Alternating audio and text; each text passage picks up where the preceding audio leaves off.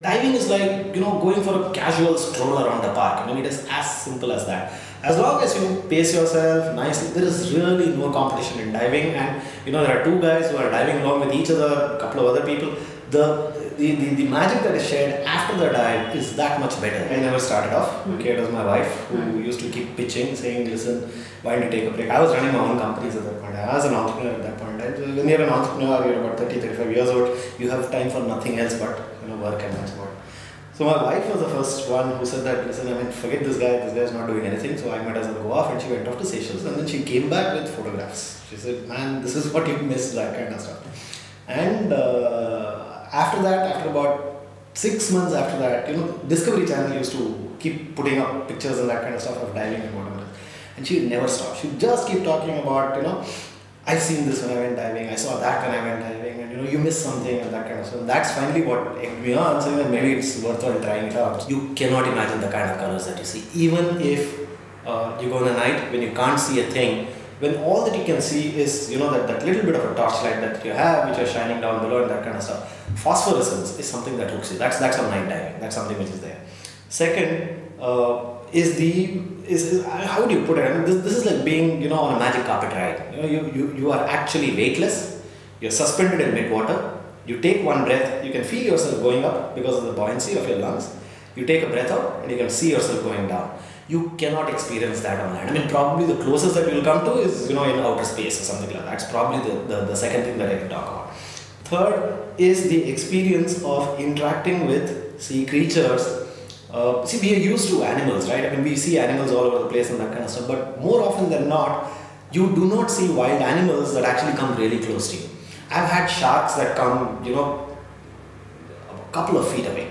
Grey reef sharks, white tips, black tips, leopard sharks, those kind of guys that come 2 to 3 feet away and that kind of stuff. They are as curious as you are about them. That kind of an experience is something which you just cannot replicate.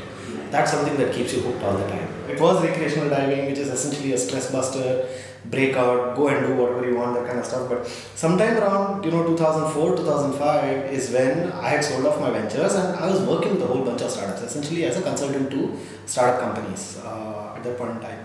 So to that extent, what was happening was, primarily speaking to startups, it was fairly crazy. The minute you go underwater, you completely forget what's happening outside. So you've completely forgotten, your clients, who you're speaking to, that kind of stuff.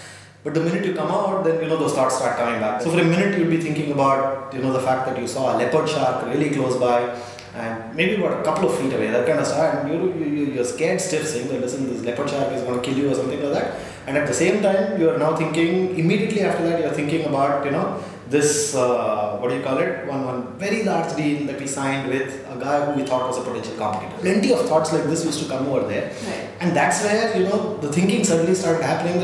Is there a link between what I'm experiencing while diving, and is there an experience which I can link to in real life? And that's what, or in entrepreneurship, which is what I started off from. So from there it led to a whole bunch of thinking in terms of how is it that you can take lessons from diving and apply it to entrepreneurs. And that's where the story really started from. Different people, there are different lessons that typically come from different lessons apply to different people. So for example, there is this one guy who I met.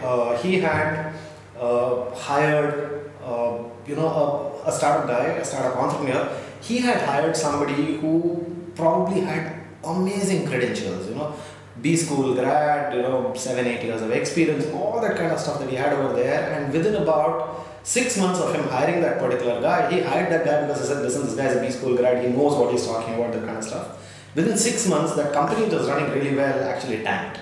Okay? So the lesson from that was to say that, listen, I will value the experience, not the certificates.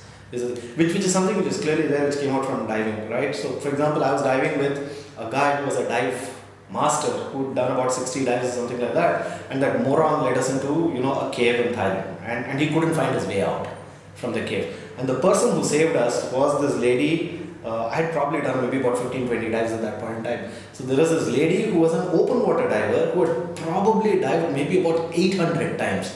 She knew her way out. So in terms of certificate, she's way below dive master, but in terms of experience, she's far, far more than the dive master kind of a thing.